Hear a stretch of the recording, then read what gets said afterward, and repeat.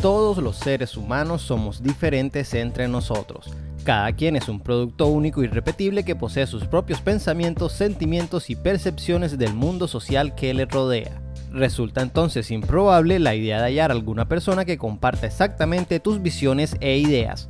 Puede que llegue a acercarse bastante, pero de ahí a que en un 100% coincida contigo todo el tiempo es algo bastante increíble de encontrar. No importa que compartas un mismo idioma, territorio geográfico o identidad cultural bien establecida, cada quien posee sus propias normas y códigos. Así bien, lo que resulta aceptable para un individuo puede constituir un factor inadmisible para otro. Por ejemplo, en determinadas culturas existen ciertas prácticas a nuestros ojos extrañas y perturbadoras. Todo un mundo de rituales, brujerías y experiencias en donde las reglas cotidianas que conocemos y socialmente aceptamos no aplican en lo absoluto. Es razonable entonces que nuestra sensibilidad resulte herida y demostremos rechazo ante todo aquel comportamiento fuera de todas las normas, patrones y modelos explícitos e implícitos que regulan el comportamiento de las personas que conforman nuestra sociedad, nuestro común y corriente. De lo que cultural y socialmente hemos aprendido, inaceptable, inmoral, insano, dementes. ¿Realmente individuos que ejercen dichos comportamientos en esas otras culturas lo son? Pues para nada. Esas son sus costumbres sociales, eso es lo que para ellos es socialmente correcto. Asimismo sucede en el sentido contrario, nosotros poseemos signos en nuestra manera de ser, de vestir, de comportarnos en nuestras mismas creencias que bien a individuos ajenos a nuestro entorno cultural les resultarán poco apropiados, por lo que posiblemente en base a ellos nos juzguen como inmorales también. Ahora bien, tampoco es necesario irnos tan a los extremos. En nuestra propia cultura, en nuestra propia comunidad, incluso en el ámbito individual se ve reflejada esta situación. Por ejemplo, algunas personas juzgan a la gente como inmoral si ejercen ciertas conductas como fumar, consumir alcohol o llevar una vida sexual en extremo activa y no muy responsable que digamos. Bien es cierto que estos son comportamientos imprudentes, algunos en mayor grado que otros, pero a nivel cultural no están prohibidos ni se han considerado inmorales en ciertos contextos por ciertas razones. Lo que me lleva a preguntarme, ¿por qué la gente juzga como inmoral en base a una serie de comportamientos?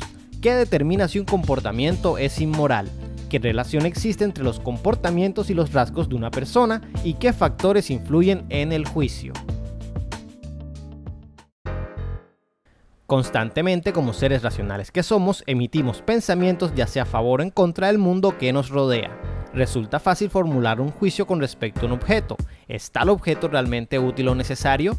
Pero cuando aquello que juzgamos es a otra persona, resulta una tarea más compleja, dado que la cantidad de elementos a considerar es mucho mayor, y dentro de estos elementos a considerar, el comportamiento es de los más importantes. Esto porque los comportamientos que ejerce un determinado sujeto nos pueden ayudar a obtener conocimientos sobre algunos de sus rasgos, lo cual resulta de gran ayuda a la hora de realizar un juicio.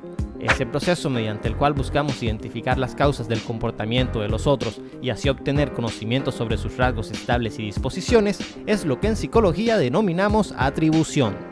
Ante la necesidad de comprender las causas subyacentes en nuestro entorno, continuamente recurrimos a este proceso de atribución para lograr hallar dicha información, lo que lo hace de gran importancia dentro del acto de juzgar, puesto que para poder emitir un juicio bueno o malo, es necesario primero conocer los rasgos de lo que se juzga y tratándose de un desconocido, una persona con la que no se tiene mucha confianza, la atribución es el único medio que poseemos para obtener dichos rasgos, al identificar las posibles causas del comportamiento. Por ejemplo, tenemos que un determinado sujeto se la pasa peleando en la calle. En base a la teoría de la inferencia correspondiente propuesta por Young y Davis, donde usamos la información del comportamiento de los otros como base para inferir que ellos poseen determinados rasgos, posiblemente podamos afirmar que ese comportamiento se deba a que es un individuo de naturaleza muy agresiva. Y es en este punto donde la atribución juega un papel determinante dentro del juicio, dado que dependiendo de los resultados del proceso tendremos las diferentes bases para emitir el juicio. Si en base a los comportamientos de una persona X obtenemos que sus rasgos estables y disposiciones sean socialmente clasificados como inmorales, el juicio que expondremos será que la persona es inmoral. Y así ocurre lo mismo con la situación donde son clasificados como morales. De esta manera, gran parte de la naturaleza del juicio depende de la naturaleza de los rasgos de la persona obtenidos en base a sus comportamientos mediante el proceso de atribución. Ahora bien, ese es el resultado del proceso de atribución. Pero, ¿por qué se consideran inmorales esos rasgos? ¿Qué otros factores intervienen en la consolidación de la cualidad de inmoral? Porque esos comportamientos son vistos como inmorales. Como habíamos mencionado a través del ejemplo inicial de las diferencias culturales, lo que resulta aceptable para un individuo puede constituir un factor inadmisible para otro. Si algo quedó claro con el ejemplo antecitado, es que los códigos y signos que posee la persona son los que determinan en gran medida el grado de tolerancia hacia ciertos comportamientos. Por ende, la naturaleza buena o mala del comportamiento varía según dichos signos, influyendo directamente en el juicio. ¿Cómo se obtienen dichos signos? Bueno, ellos se obtienen a lo largo de la vida a través del aprendizaje social y la crianza, a través de esa interacción continua del individuo con el contexto ambiental y social, donde la persona habita desde los inicios de su desarrollo del ciclo vital. Según el Journal de Psicología, la construcción psicosocial de la identidad y el self, estos dos componentes no son atributos inherentes al sujeto, sino construidos socialmente a través de elementos culturales como el lenguaje, las disciplinas científicas y diversos discursos. Ejemplificando un poco, tenemos que para una persona la acción de fumar es algo completamente común y normal, para otra comprende un ejercicio desagradable. La percepción de cada una ha sido moldeada por los matices culturales y personales que han adquirido a través de la influencia del medio ambiente en el desarrollo de su aprendizaje. Al momento de que las anteriores personas emitan un juicio con respecto a si una persona que ejerce el comportamiento de fumar es inmoral, luego del debido proceso de atribución, lo más probable es que la primera indique que no y la segunda que sí. La gente es juzgada inmoral con base en ciertos comportamientos, eso es un hecho. En ese juicio influye la atribución y obviamente los criterios de las personas formados por la cultura. Primero determina los rasgos de lo que juzga y luego los contrasta con sus valores y principios sociales. Sin embargo, hay un tercer factor a considerar, un factor que colabora al proceso de atribución, todo un marco mental que nos permite organizar el mundo social facilitándonos su manejo. Sin embargo, a partir de este tercer factor también se generan consecuencias contraproducentes. En el mundo, numerosas personas son discriminadas, tachadas de inmorales, rechazadas ya sea por motivos de orientación sexual, raza, creencia, discapacidades, enfermedades como el SIDA, trastornos mentales o como en ejemplos anteriores por ser un fumador empedernido. Toda esta situación de discriminación y rechazo es generada en gran medida por los sentimientos negativos hacia esas personas o grupos, sentimientos resultantes de una valoración negativa, un juicio inmoral por ejemplo, basada en una idea general que fue aceptada socialmente como un patrón y modelo conductual de un determinado grupo, sea un estereotipo. El tercer factor a considerar con respecto al por qué una persona juzga a otra como inmoral en base a su comportamiento. Absolutamente todos los seres humanos que no presentan incapacidades a nivel mental tienden a ordenar las cosas con la finalidad que su manejo y entendimiento les sea más fácil.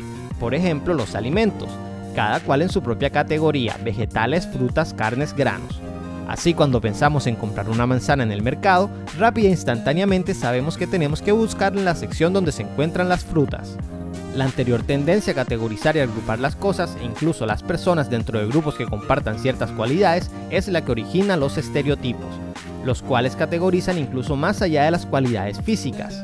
En el caso de las personas, llegan a incluir rasgos de la personalidad, gustos, aficiones, etc. Usando los estereotipos, el proceso de atribución nos es más sencillo y efectivo, porque al determinar un comportamiento de algún individuo, lo podemos catalogar en un grupo específico, como en el caso de la manzana, el grupo de frutas, y así podremos recopilar una mayor cantidad de información con respecto a sus rasgos al comparar en base a los parecidos con cierta categoría. Hablando propiamente en el juicio, estos estereotipos resultan determinantes. Si se tiene una idea o creencia de cómo es un grupo de personas, por ejemplo, los fumadores, y se intenta generar un juicio de una persona que habitualmente ejerce la acción de fumar, la asociamos directamente a ese grupo, transmitiéndole todos sus atributos negativos, siendo el juicio inmoral lo que nos incumbe en este tema. Aún así, el individuo en cuestión que se evalúa no los tenga. ¿Qué se genera con esto? Pues que nuestro juicio está influido negativamente por el hecho de que el individuo evaluado pertenezca a ese grupo del cual no poseemos las mejores referencias socialmente hablando. Entonces el juicio se ve afectado también por los estereotipos. Cuando las personas emiten un juicio en base a un comportamiento durante dicho proceso, consideran casi que involuntariamente los estereotipos, sea si el comportamiento en cuestión es estereotipado. De ser así, relacionan instantáneamente con el grupo al cual pertenece ese comportamiento. Dependiendo de las cualidades del grupo, el que juzga bien puede tomar una decisión teniendo siempre presente lo que dicta el repertorio de normas, valores y formas de percibir la realidad que la sociedad y la cultura a la que pertenezca le ha impuesto desde los inicios de su desarrollo evolutivo. Lo anterior es en base al journal de la revista latinoamericana de psicología titulado Los efectos de la activación de un estereotipo sobre la evaluación de los candidatos en un contexto experimental de selección de personal, en el cual demuestra en el contexto laboral cómo los estereotipos influyen en el juicio de los selectores de personal con respecto a un posible candidato a un puesto de trabajo. En el experimento le pidieron a un grupo de participantes que completaran palabras relacionadas con el estereotipo de un ejecutivo, y a continuación se presentó información ambigua sobre un supuesto candidato a un puesto de trabajo. Como esperaban los investigadores, las valoraciones hacia el candidato fueron más favorables en este caso que con el grupo control al que no se le presentó el estereotipo. Así vemos la gran influencia que poseen los estereotipos en los juicios. Bien nos pueden llevar a realizar una valoración positiva como en el caso del estudio del journal, o bien nos pueden inducir a realizar una valoración más negativa de algún determinado. Uno solo no puede determinar si algo es malo o inmoral. El bien y el mal siempre han sido muy relativos. Es en este espacio donde esas reglas sociales que nos permiten organizar las cosas a nuestro alrededor y definir estereotipos para lograr atribuciones más eficaces, actúan determinando si un comportamiento es inmoral o moral en una sociedad. ¿Por qué la gente es juzgada como inmoral con base a ciertos comportamientos? La respuesta más generalizada no es otra que esos comportamientos son inmorales porque violan las normas y valores que definen nuestra sociedad y nuestra identidad cultural.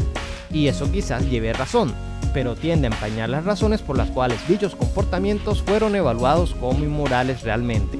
Es por ello que quise compartirles la influencia que tienen en el juicio factores como lo son los estereotipos o las atribuciones, que sirven para dar una explicación un poco más profunda de las maneras como se juzga de forma diferente a las personas dependiendo de qué significado se le da a un comportamiento.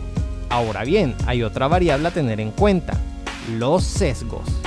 Pero de momento eso será material para otro video.